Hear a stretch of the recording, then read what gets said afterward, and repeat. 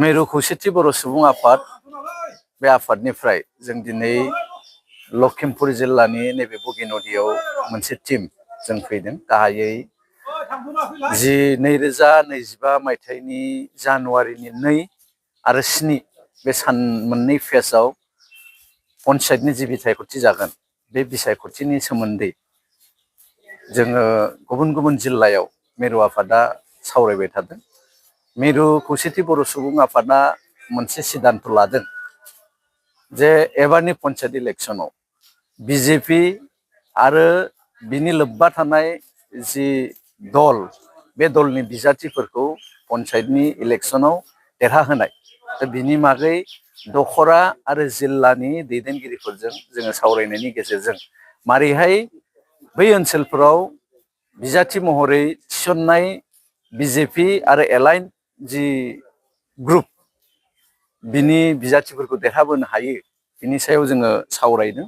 सावरायनानै जोङो नैबे ओनसोलनि दखरा आफाद आरो जेसेबां बर'नि लोब्बा आफादफोर दङ बे लोब्बा आफादनि दैदेनगिरि बिथांमोनजोंबो जों सावरायदों।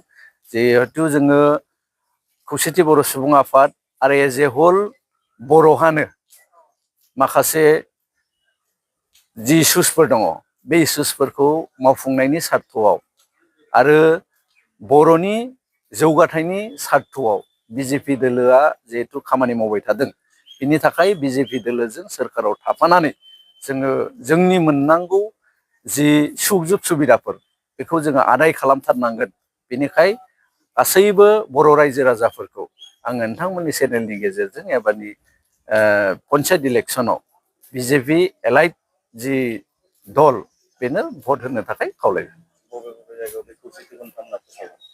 जोङो गाहायै जि बिटिआरनि बायजोनि जेसेबां जिल्लाफोर दङ जेराव जेराव पन्चायत बेबस्थाफ्रा दङ बे गासैबो जिल्लायाव जोङो फोसावदिंनाय जोंनि जि हाबाफारि बेखौ जोङो मावबाय थादों। मैया जोङो गगामुगाव दङमोन, गगामुगाव जों सावरायबाय।